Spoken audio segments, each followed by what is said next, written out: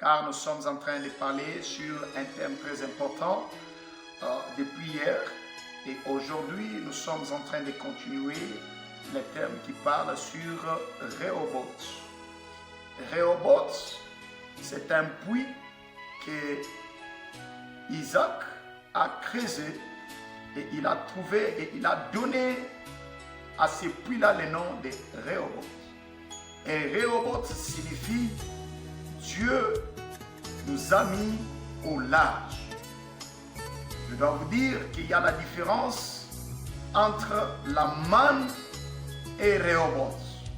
La manne, c'est une grâce de Dieu, une récompense de la grâce de Dieu, mais Rehoboth, c'est le fruit du travail. C'est-à-dire, pour trouver Rehoboth, il faut travailler. La Bible me dit en Genèse chapitre 26, le verset 22, que si vous lisez le verset 18 jusqu'au verset 26, vous allez comprendre que les serviteurs d'Isaac ont de nouveau creusé le puits. La première des choses que nous devons retenir sur Rehoboth est qu'il faut avoir le courage. La Bible me dit en Josué chapitre 3, le verset 1er jusqu'au 6e verset, c'est Dieu qui s'adresse à son serviteur Josué.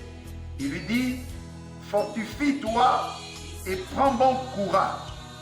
J'ai compris que pour obtenir son Rehoboth, pour vivre l'épanouissement dans sa vie, il faut avoir le courage.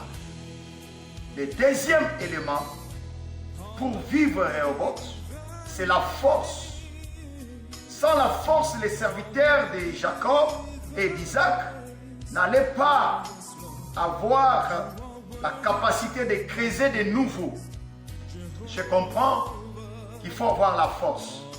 C'est pourquoi Juge chapitre 6, les versets 12 et 14, la Bible nous dit qu'il s'agit de Gédéon. Gédéon, l'Éternel lui dit que tu es un vaillant héros. Mais Gédéon regarde sa vie et regarde ce qu'il est en train de faire et ce qui est en train de se passer dans sa vie. Il dit, si l'Éternel est avec nous, waouh! Mais une seule chose que Dieu lui dit, malgré ce que Gédéon a déclaré, Dieu lui dit, va avec cette force que tu as. Je compris que la force est un deuxième des éléments qui pousse et qui amène l'homme à vivre son Rehoboth. La troisième des choses pour vivre Rehoboth, dans la troisième dimension, pour vivre Rehoboth, il nous faut la persévérance. La persévérance, c'est le fruit de la foi et de la stabilité.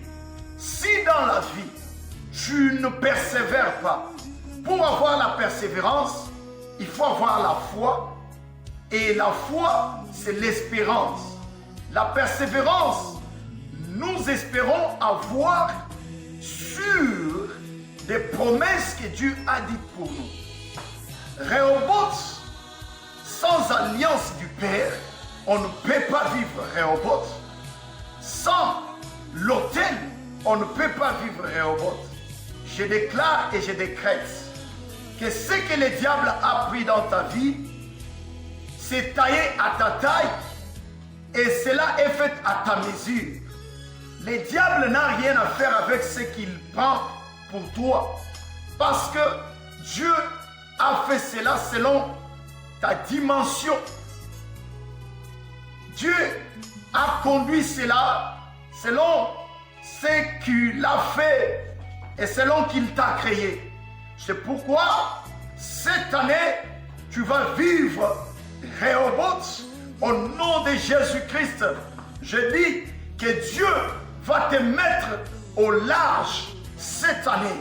Tu vas vivre l'expansionnement, tu vas vivre l'ascension cette année, tu vas vivre les reverdissements à tous les états. La parole de Dieu me dit, en Ecclésiaste chapitre 3, la Bible me dit, il y a un temps pour toutes choses. C'est pourquoi les sous-thèmes, le Dieu de mon Père Pierre Mwamba est vivant. Les sous-thèmes aujourd'hui est en train de parler sur mon tour arrive. Il y a un temps pour toutes choses. Si tu y avais passé le temps que les ennemis, tu as passé des moments d'hostilité, les ennemis t'entouraient, les ennemis étaient tout autour de ton travail, mais cette année, je te rassure que le Dieu de mon Père, l'alliance de Dieu de mon Père, la Bible me dit qu'il y a un temps pour toutes choses. Voici le temps de vivre l'expansionnement. Voici le temps est arrivé où tu dois vivre les succès, où tu dois vivre dans la gloire, où tu dois vivre dans la paix, où tu dois vivre dans l'épanouissement, où tu dois vivre l'accomplissement de toutes paroles qui ont été dites par l'Éternel, le Dieu de notre Père.